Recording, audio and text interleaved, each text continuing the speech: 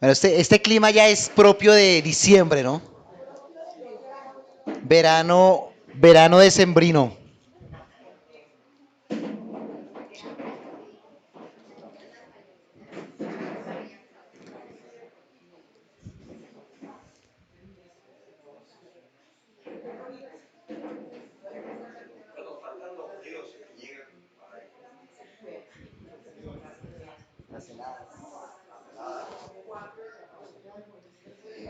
Bueno, les pido el favor que tomemos asiento, mis hermanos. Vamos a arrancar.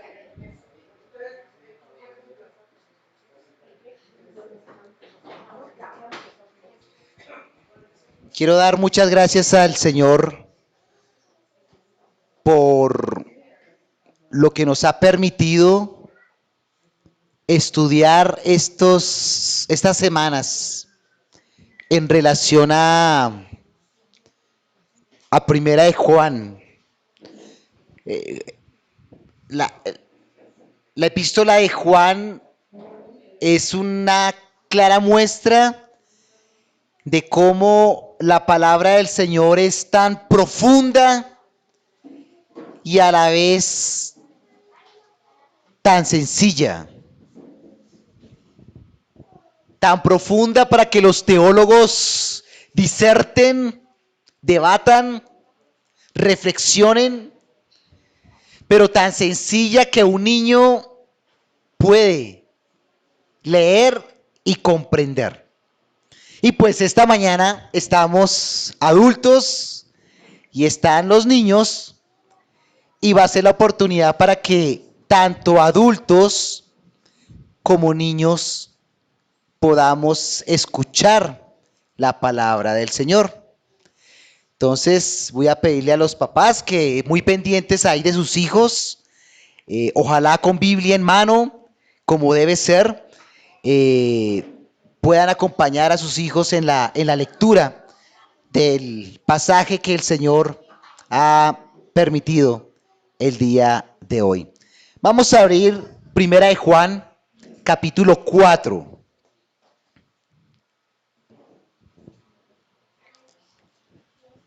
Primera de Juan, capítulo 4.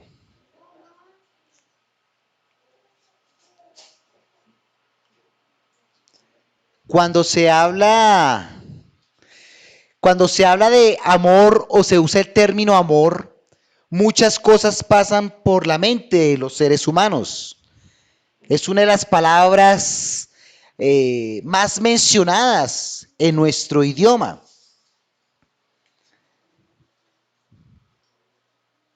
Algunas definiciones muy correctas, muy bíblicas, y otras definiciones de amor que no corresponden con lo que la palabra del Señor enseña sobre el tema del amor. Y una porción del pasaje que vamos a estudiar hoy nos habla mucho sobre el tema del amor. Y vamos a ver qué nos enseña el Señor sobre este tema tan significativo, tan aparentemente conocido en este mundo, pero que realmente es un tema que desconoce la humanidad, porque no ha comprendido lo que significa realmente el amor. Pero claro, para poder entender el amor y para poder amar hay que discernir. Y Juan, ya en sus años de vejez, pues ve lo importante de poder discernir ciertas cosas antes de comprender qué es el amor. ¿Qué es el amor? No sé si ustedes han tenido la oportunidad de leer El amor en los tiempos del cólera. Una de las obras, no sé, de las que más me gusta de Gabriel García Márquez, de hecho. El amor en los tiempos del cólera, donde relata cómo en la relación, o más bien en el sentir de un hombre y una mujer, por muchos años, en medio de muchas dificultades, un hombre que venía de una clase social muy baja, humilde, se enamora de una mujer de una clase alta y que veía esto como un amor imposible, ¿sí? Quería conquistarla, en algún momento ella como que le puso atención, pero en medio de los prejuicios de la Colombia del siglo XIX, ella prefiere casarse con un médico, un hombre con una formación, con recursos, y solo después de 50 años, cuando ya ese médico, es decir, el esposo de esta mujer muere, ellos vuelven a encontrarse, finalmente terminan juntos ya en la vejez, no lo pudieron hacer en la juventud, sino en la vejez, en medio de los prejuicios de la época, en medio de la cólera, ¿sí? O del cólera más bien, que en estos años estaba proliferando en la Cartagena de Indias de esa época, y me hace pensar cómo en medio de las dificultades, en medio de tantas etapas de la vida que son tan complicadas, ese amor, ¿sí? Ese amor del hombre por esa mujer perseveró en el tiempo. Claro, no se compara en nada con el amor de Dios, pero sí nos hace pensar en que el amor, ese amor que muchas veces nosotros idealizamos como ese amor romántico, ese amor donde todo va a ser felicidad pura, todo va a ser perfección, realmente diste la realidad, ¿no? Sino que el amor para pulirse necesita de todas estas etapas, de sufrimiento, de agotamiento, de paciencia. Y bueno, ese es el amor del cual Juan nos va a hablar el día de hoy. Vamos al versículo 1 de Primera de Juan 4. Dice el versículo 1, queridos amigos, voy a leer de la Nueva Traducción Viviente, queridos amigos, no les crean a todos los que afirman hablar de parte del Espíritu. Pónganlos a prueba para averiguar si el espíritu que tienen realmente proviene de Dios, porque hay muchos falsos profetas en el mundo. Aquí va la sección del pasaje en donde antes de hablar del amor, Juan está haciendo una advertencia. Está haciendo una advertencia en cuanto al discernimiento que debe tener el pueblo de Dios. ¿Y cuál es el discernimiento? Tener mucho cuidado de aquellos que afirman provenir de Dios, pero que no son de Dios. No les crean a todos los que afirman hablar de parte del Espíritu. Es decir, no traguen entero, decimos coloquialmente.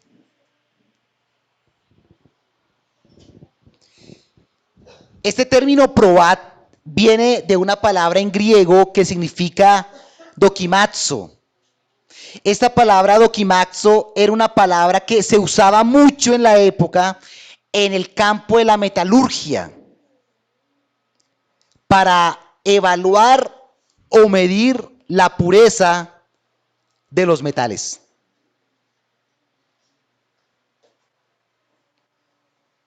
Y ustedes saben cómo se purifican los metales, ¿no? Sí, con fuego. Y Juan está diciendo a la iglesia, pilas, pongan a prueba, no traguen entero. No porque mencione el nombre de Dios o no porque afirme ser de Dios, es garantía. Prueben para averiguar si el espíritu, que aquí se refiere a personas reales, proviene de Dios, porque hay muchos falsos profetas en el mundo. Dice Primera de Tesalonicenses 5:21, ¿no? Examinadlo todo y retened lo bueno. La iglesia cristiana, mis hermanos, tiene que estar conformada por personas que examinamos absolutamente todo. Discernimos la sana doctrina. Somos celosos de lo que se habla en el púlpito. Porque la verdad sea dicha, hay falsos maestros en el mundo. Y vaya que a lo largo de la historia podemos ver cómo han surgido falsos maestros. Y cómo estos falsos maestros han surgido de la misma iglesia. Las grandes herejías del mundo han surgido del seno mismo del cristianismo. Porque claro, la iglesia es el cuerpo de Cristo, pero la iglesia está conformada por pecadores como nosotros.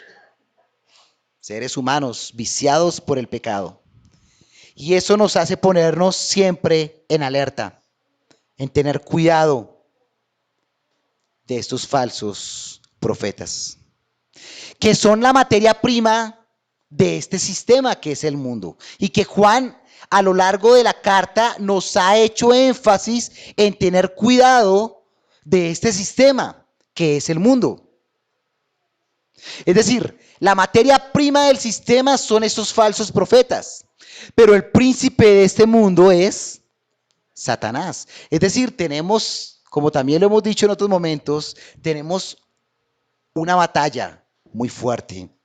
Una batalla que es contra Satanás, que es real, que existe.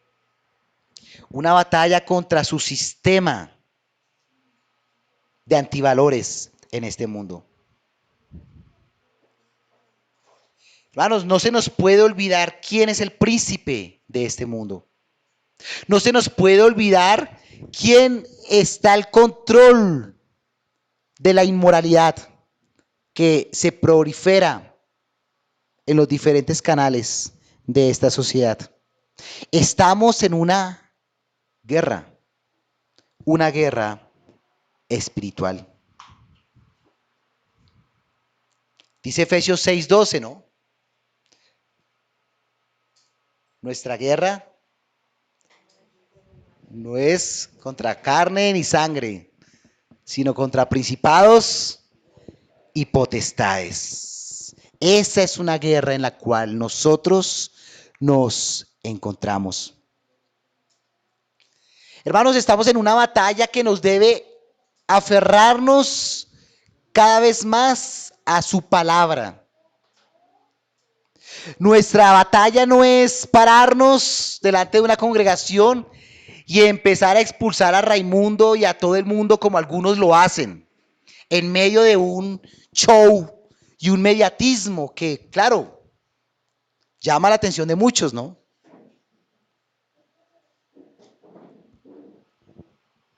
No, nuestra batalla se hace estudiando la palabra del Señor. Nuestra batalla se hace orando. Nuestra batalla se hace siendo testimonio, siendo distintos a este mundo. Nuestra batalla no se hace haciendo esos shows que algunos nos han acostumbrado. Nuestras armas no son carnales, hermanos. Nuestras armas son espirituales. Y estamos cada vez más frente a un sistema que promueve falsas creencias. Estamos en un mundo que defiende la relatividad.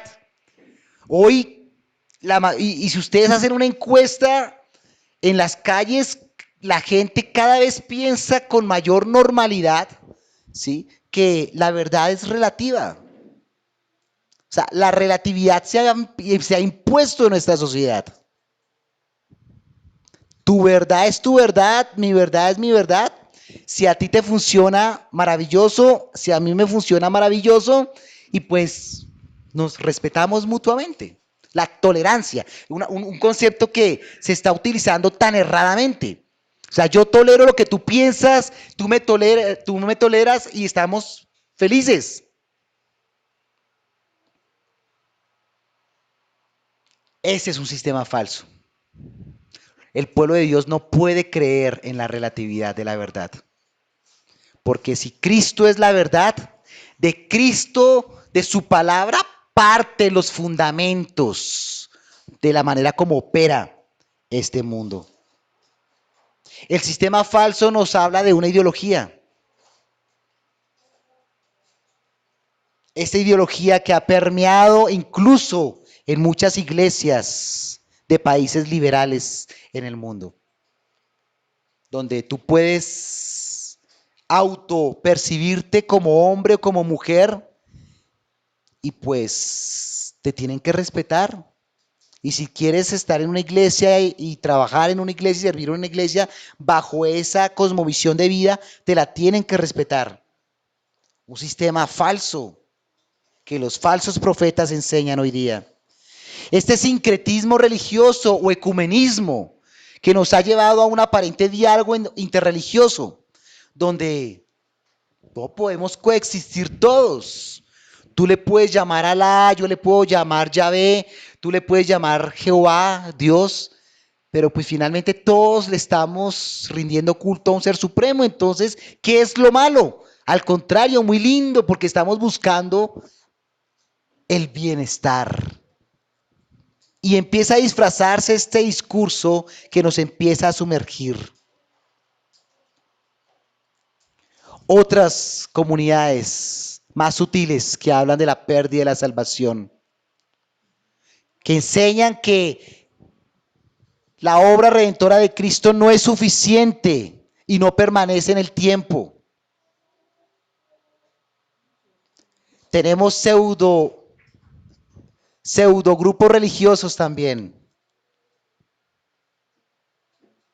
Tenemos a los testigos de Jehová, tenemos a los mormones, que muchos les llaman pseudo cristianos, falsos cristianismos. ¿Por qué? Por lo que vamos a mirar a continuación. Versículo 2. Esta es la manera en que sabremos si tienen o no el Espíritu de Dios. Si una persona que afirma ser profeta reconoce que Jesucristo vino en un cuerpo humano, esa persona tiene el Espíritu de Dios.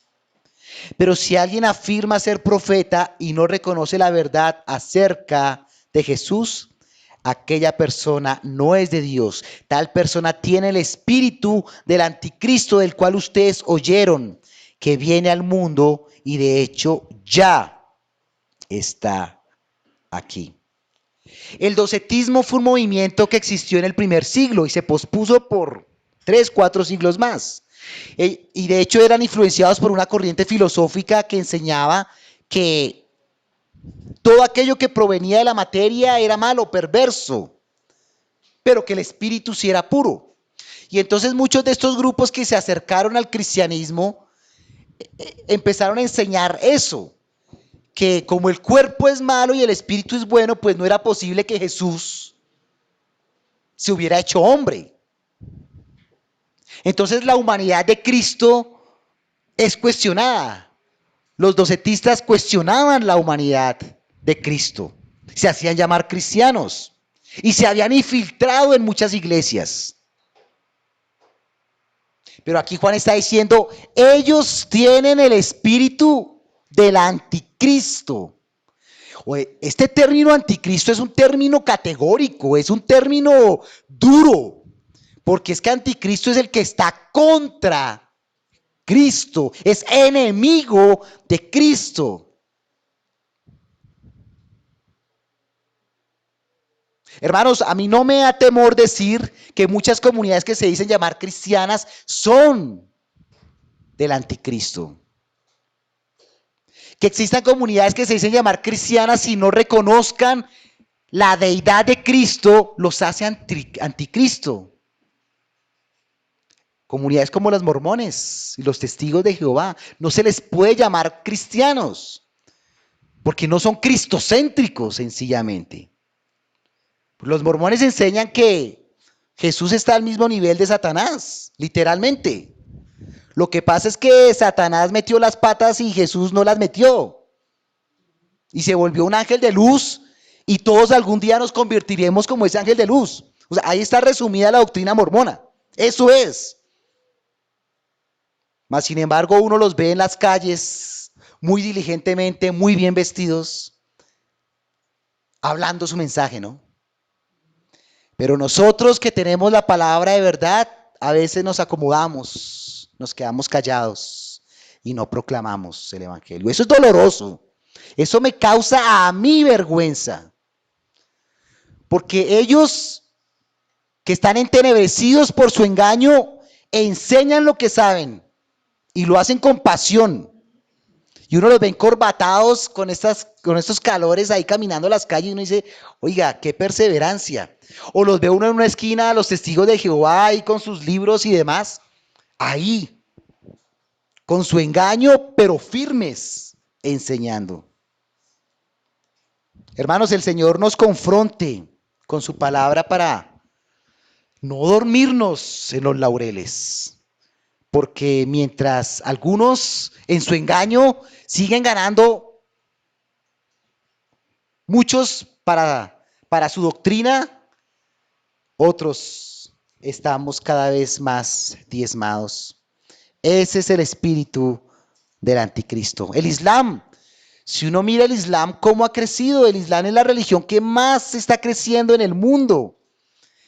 Los niveles o los porcentajes de musulmanes en Europa, por ejemplo, cada día son mayores. Y el Islam es otro instrumento de estos falsos cristos que han enseñado un mensaje de engaño. Entonces, hermanos, tenemos un tip que nos da Juan. Aquel que niega, que desconoce la deidad de Cristo es un anticristo. Punto. Suena duro decirlo, pero así lo plantea Juan. Juan es muy radical. O sea, con Juan los tibios no existen. Este es un libro que confronta mucho, ¿no? Porque es que nosotros siempre tendemos a estar como en la mitad, ni fu ni fa. Pero Juan es sí o no. ¿En cuál de los dos se circunscribe? Y aquí está diciendo quiénes son los anticristos. Tal persona tiene el espíritu del anticristo del cual ustedes oyeron que viene al mundo y de hecho ya está aquí. Versículo 4. Pero ustedes, mis queridos hijos, pertenecen a Dios. Es decir, nosotros somos harina de otro costal. Somos distintos, hermanos. Juan lo estaba diciendo en el primer siglo. Hoy, 20 siglos después, la palabra de Dios nos lo está diciendo. Ustedes, nosotros, somos harina de otro costal. Pertenecen a Dios. Tú no te perteneces a ti mismo. Tú te debes, yo me debo a Dios. Ya lograron la victoria sobre esas personas, porque el espíritu que vive en ustedes es más poderoso que el espíritu que vive en el mundo. Pablo lo relataba de una manera muy jocosa, ¿no?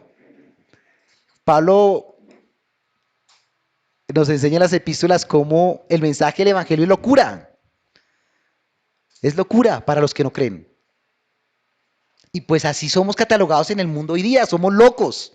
O sea, no esperemos que el mundo se admire de nosotros. Al contrario, el mundo cada vez va a sentir más pena de nosotros, nos va a tildar de locos, de analfabetas, de ignorantes, por creer en estas cosas. Porque es que creer en el señorío de Cristo obliga a reconocer que Él nació de una manera milagrosa, o sea, de una virgen, y en esta época de Navidad nos recuerda mucho eso, nació de una virgen.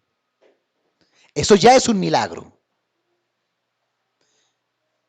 Que fue santo y sin pecado y vivió una vida en perfección. Que murió en la cruz y que resucitó. No se puede reconocer el señorío de Cristo si no hay convicción de que Él nació de una manera milagrosa, resucitó de una manera milagrosa. Si tú no tienes esa convicción en tu vida, pues tú no eres de Cristo aún. De pronto eres simpatizante de Cristo. pero no eres de Cristo aún. Y Juan lo que está diciendo es que si quieres ser de Cristo, tienes que reconocer que Él nació de una manera milagrosa, resucitó de una manera milagrosa, porque es Dios. Eso nos hace ser parte de la familia de Dios. Versículo 5, esas personas pertenecen a este mundo, por eso hablan desde el punto de vista del mundo y el mundo les presta atención. Tantas bobadas que enseña este sistema, pero que el mundo lo ve como algo sorprendente, ¿no? Se habla de la igualdad en el mundo. Y en aras de esta filosofía de la igualdad, en donde se trata de incluir grupos minoritarios, LGTBI, como ya hemos escuchado, por otro lado se está coartando esa libertad. Porque los movimientos cristianos no tenemos los mismos escenarios de participación que tienen estas comunidades. Se habla de garantizar el derecho a la vida hoy día. Si a alguien le está pegando a un perrito en la calle, vaya problema tan serio en el que se mete por pegarle al perrito en la calle. Y pues bueno, yo no estoy promoviendo la violencia contra los animales, por supuesto. Si lo castigan por eso, pues bien hecho, porque los animales no hay que maltratarlos. Pero se te viene una sociedad encima, si le pegas a un perro en la calle, si vas de cacería a la selva, pero es una sociedad que está insensibilizada por el hecho de permitir el aborto.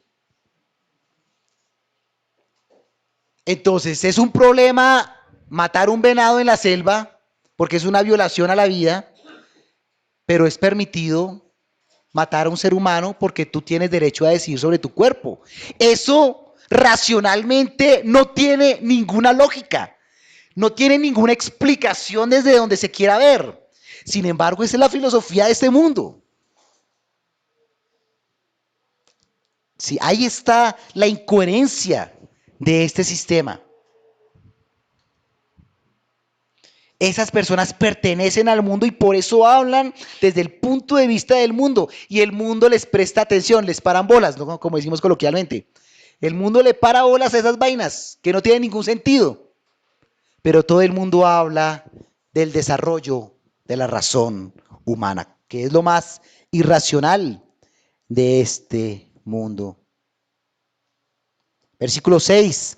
En cambio, nosotros pertenecemos a Dios y los que conocen a Dios nos prestan atención.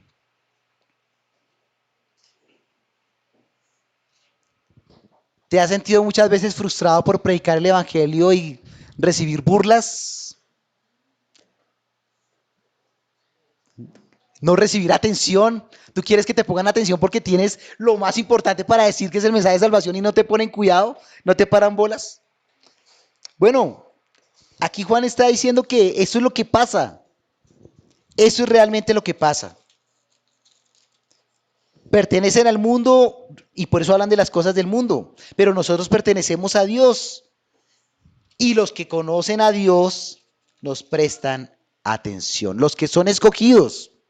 Nosotros no sabemos a quién escogió Dios. Por eso nosotros no podemos ser selectivos. Uy, no, a este no le voy a predicar porque este sí se ve que es más malandro que quién sabe quién y no va a escuchar nunca. Este de pronto sí, este sí yo veo que tiene como que, ay, Dios lo está tocando, entonces voy a hablar con él. No, hermano, nosotros no sabemos. Nuestro deber es predicarle a todos. A todos hay que predicarles. Y finalmente van a escuchar quiénes, los que el Señor ha escogido. Entonces, nosotros no tenemos excusa.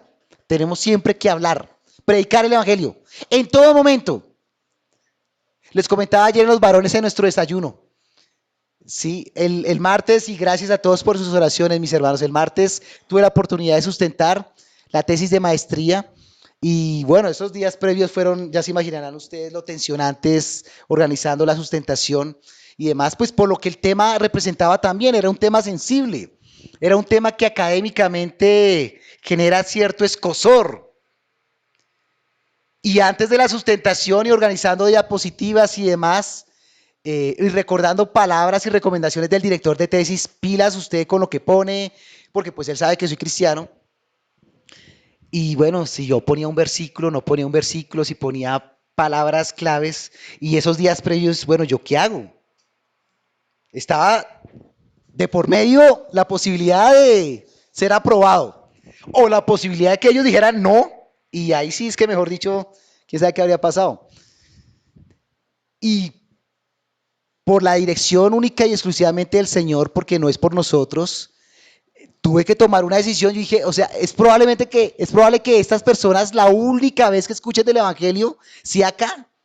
Y pues el Señor tendrá que glorificarse o tendrá que hacer algo, pero yo no me puedo quedar callado. Ellos tienen que saber que Cristo transforma vidas. Y en la tesis lo que yo trataba de mostrar es que el pueblo isleño en el siglo XIX, el isleño de San Andrés y Providencia, en el siglo XIX, se transformó gracias al Evangelio. Y que no hay ninguna otra explicación diferente que la palabra de Dios los transformó a ellos. Y ese Dios que transforma a un pueblo, pues puede transformarlo a usted, ahí donde está sentado. Y es lo que debemos hacer, hermanos. Este mundo tiene que escuchar del Evangelio, porque los tiempos son cortos. Y como pertenecemos a Dios, pues tenemos que hablar de lo que somos. Si tú eres jugador de fútbol, pues de lo que más hablas es de fútbol. Si nosotros pertenecemos a Cristo, de lo que más tenemos que hablar, pues es de Cristo. ¿Sí? Y quienes nos conocen deben conocernos porque somos precisamente de Cristo. Así es como sabemos si alguien tiene el espíritu de verdad o si tiene el espíritu de engaño. La pregunta es, ¿tienes el espíritu de verdad o de engaño, mi hermano? Versículo 7. Queridos amigos, aquí cambia un poco de tema, pero no pierde el contexto de lo que viene hablando. Queridos amigos, sigamos amándonos unos a otros, porque el amor viene de Dios. Todo el que ama es un hijo de Dios y conoce a Dios. Vuelve a retomar este tema tan importante que es el amor. Si yo amo a Dios, soy hijo de Dios. Si amo a los otros, estoy demostrando que soy hijo de Dios. Versículo 8, pero el que no ama no conoce a Dios, porque Dios es amor.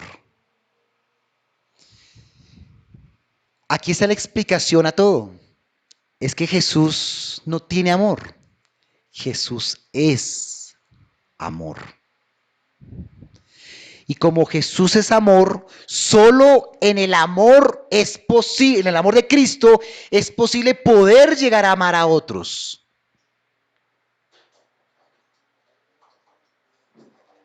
Solo por el amor de Cristo. Claro, ya entendemos por qué hay tanta guerra en este mundo, porque hay tanta deshumanización, porque es que el amor de Cristo no está en este mundo. No porque Cristo no ofrezca su amor a este mundo, Él lo ha ofrecido. Dice Juan 3:16, porque de tal manera amó Dios al mundo. Dios ha hecho una muestra de amor enorme, pero el mundo no quiere aceptar el amor. Eso explica por qué hay violencia, hay guerras. Eso explica por qué los hogares en este mundo se acaban. Eso explica por qué las relaciones entre padres e hijos están quebradas. Porque no tienen el amor que es Dios. Dice 1 Corintios 13, ¿no? El gran capítulo del amor. Dice que el amor es sufrido. ¿Qué quiere decir sufrido? Dice la Nueva Traducción Viviente, es paciente. ¿Has tenido que experimentar la paciencia por causa del amor? Bueno, no te quejes por ello, porque es que el amor es eso. ¿Sí? A veces nosotros nos quejamos. Es que he sido muy paciente. Bueno, pues es que es lo que toca hacer, porque es que el amor es paciente. Si no tuvieras que esperar, seguramente no estarías experimentando el amor, pero eso es el amor, es paciente.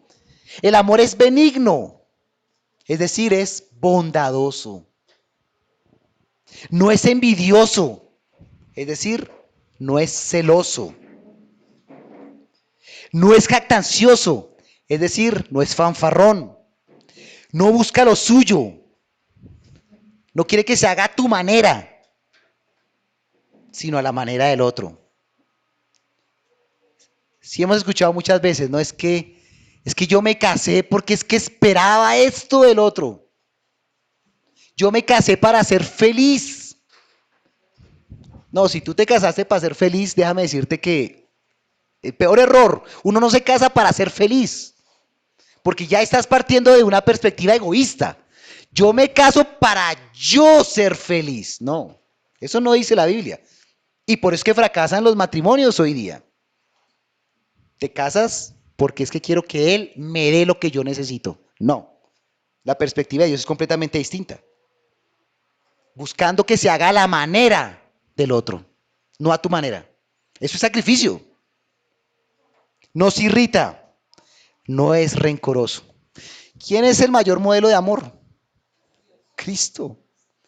Es que todo eso fue lo que hizo Cristo por nosotros. Todo.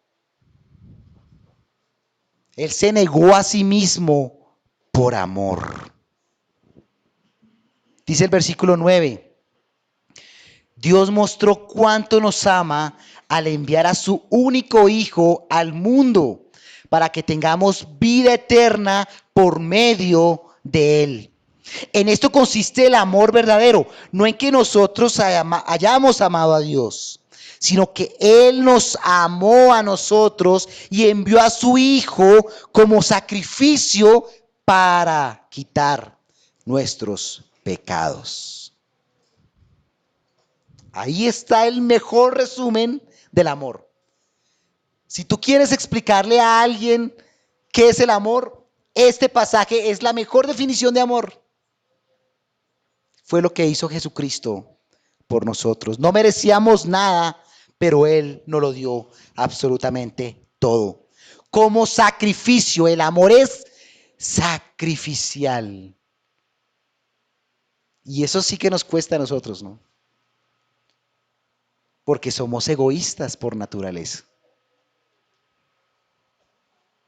Pero por eso siempre el referente debe ser Cristo. Versículo 11. Queridos amigos, ya que Dios nos amó tanto, sin duda nosotros también debemos amarnos unos a otros. Nadie jamás ha visto a Dios, pero si nos amamos unos a otros, Dios vive en nosotros y su amor llega a la máxima expresión en nosotros.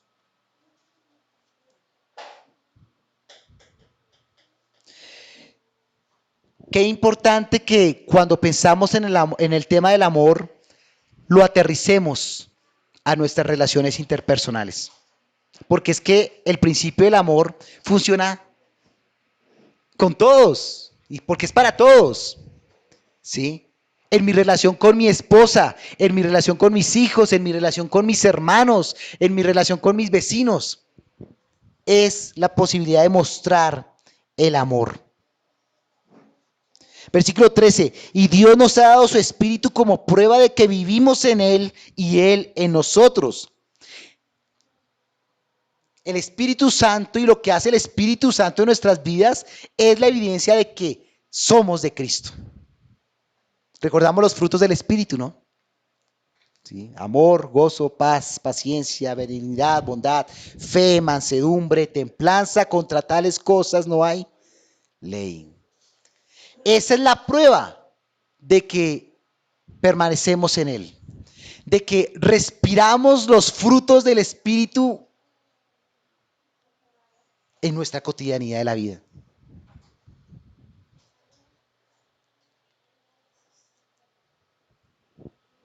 Qué duro y qué difícil es lograrlo, ¿no? Pero este libro de Juan lo que muestra, lo que busca es evidencias, evidencias.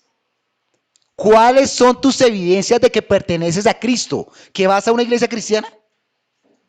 ¿Esa es tu evidencia de que eres cristiano? Si crees que esa es una evidencia, déjame decirte que en el checklist puede que el congregarte sea importante y por supuesto que lo es. Pero es curioso que aquí Juan está yendo mucho más allá. El pertenecer a Cristo va mucho más allá.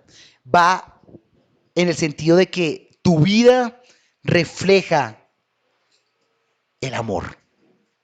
Con todo lo que significa el amor, ¿no? Sufrido, benigno, no envidioso, no jactancioso, no se irrita, no es rencoroso. Versículo 14. Además hemos visto con nuestros propios ojos y ahora damos testimonio de que el Padre envió a su Hijo para que fuera el Salvador del mundo. Todos los que confiesan que Jesús es el Hijo de Dios, Dios vive en ellos y ellos en Dios. Otra vez, el tema de pertenencia e identidad. Para Juan este tema es muy importante. Uno de los principales derechos humanos es el derecho a una nacionalidad, a un nombre, a una identidad. Dentro de la Declaración Universal de los Derechos Humanos. ¿Sí? Lo mínimo que se espera de una persona es que tenga derecho a un nombre, que me defina y pertenecerá a una comunidad. Pues bien, para Dios es muy importante que seamos parte de una comunidad. Y una prueba de que pertenecemos a la comunidad en cuanto a nuestra identidad con Cristo es vivir como Él anduvo. Versículo 17, de hecho habla de ello. Y al vivir en Dios, nuestro amor crece hasta hacerse perfecto. Por lo tanto, no tendremos temor en el día del juicio, sino que podremos estar ante Dios con confianza, porque vivimos como vivió Jesús en este mundo.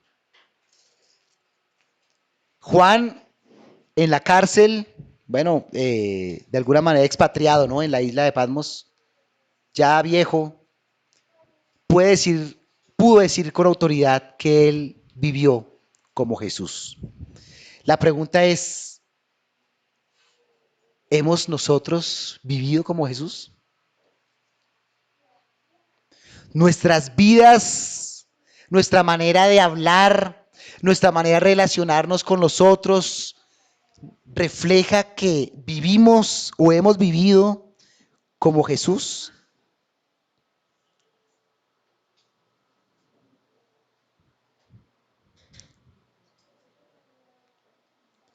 Y dice la palabra de Dios que finalmente seremos también probados, seremos juzgados por Dios. Hay dos tipos de juicio en la palabra del Señor. Ese juicio al cual llegarán todos aquellos que no creyeron en Cristo van a ser juzgados. Y por más ateo que usted sea, algún día tendrá que estar cara a cara con Dios y lo van a juzgar. Le guste o no le guste. Desafortunadamente ese juicio será para condenación, es decir, será básicamente para lectura de sentencia. ¿Sí? Ese va a ser el juicio.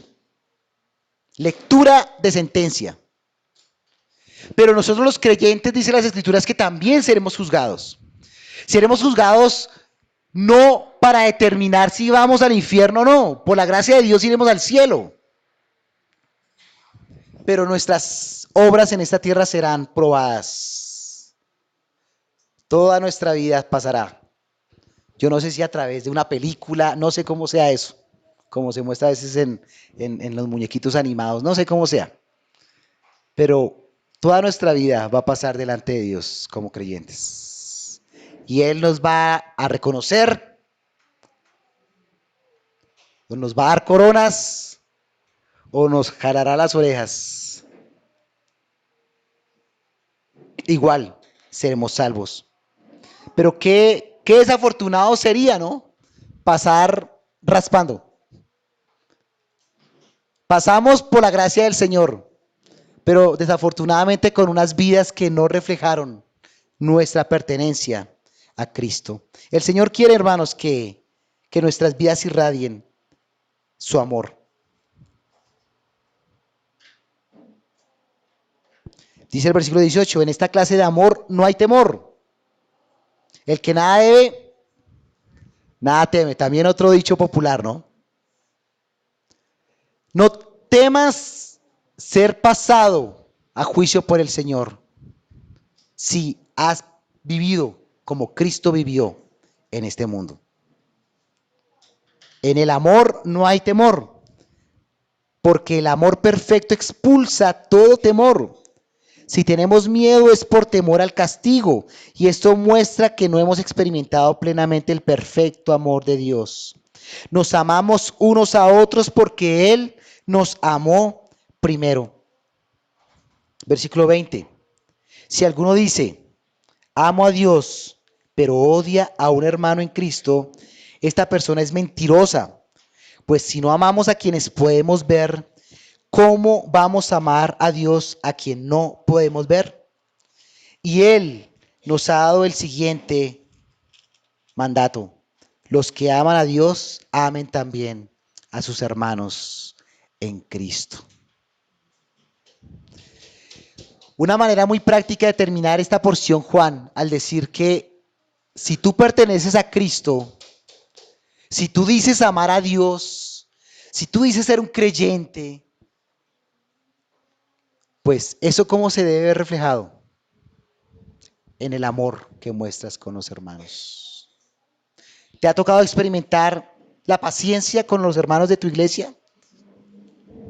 ¿O de la iglesia en general? ¿Has tenido que experimentar la bondad? ¿Has tenido que experimentar el negarte y el dejar los celos? ¿No ser fanfarrón? ¿Ceder por causa del otro? ¿No irritarte?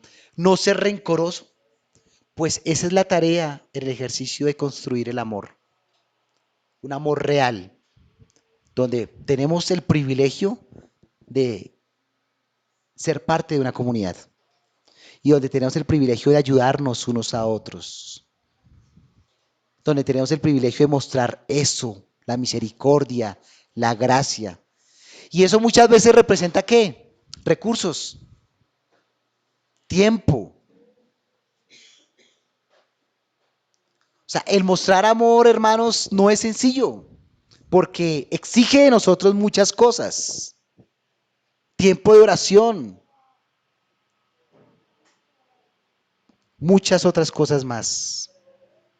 La pregunta es, ¿qué tan dispuestos estamos en mostrar ese amor? Eso es el cristianismo real. Es el cristianismo que William Wilberforce trató de mostrarle a Inglaterra en los momentos previos al fin de la esclavitud. Él fue uno de los precursores de la abolición de la esclavitud en Inglaterra y después en el mundo entero. Él era un creyente y él decía, ¿cómo es posible que hablemos de amor en la iglesia cuando usted tienen esclavos y los tratan peor que animales? No, cristianismo real, que así se llama el libro que él escribió, es que, bueno, cristianismo real es que libera a sus esclavos. Y pues eso no era tan sencillo, ¿no? Porque liberar a los esclavos no era sencillamente decirles chao, hasta luego, sino que la economía se basaba en el sistema esclavista, porque ellos eran los que ponían a producir la tierra. O sea, decir son libres implicaba prácticamente quedarme en quiebra, porque si me quedaba sin capital humano para trabajar. Pero eso es cristianismo real, es lo que este autor escribía en su libro. Pues hermanos, eso es cristianismo real. Si tú tienes que trasnocharte una noche por ayudar y visitar a un hermano, Toca hacerlo. Si vemos a algún hermano en necesidad y tenemos que sacar plata de nuestro bolsillo para ayudarle, hay que hacerlo. Eso es mostrar amor. Y de esa manera es que estamos diciéndole, no solamente al hermano, sino al mundo entero, yo hago eso porque pertenezco a Cristo. Hermanos, esta época es muy propicia para mostrar amor. Mostremos amor.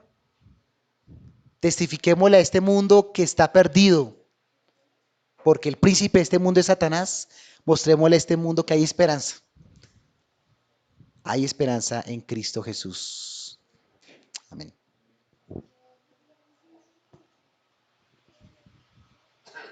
Gracias, Arnold. Bueno, muchas gracias, hermano Arnold, por esa enseñanza que el Señor puso en tu corazón el día de hoy. Y seguiremos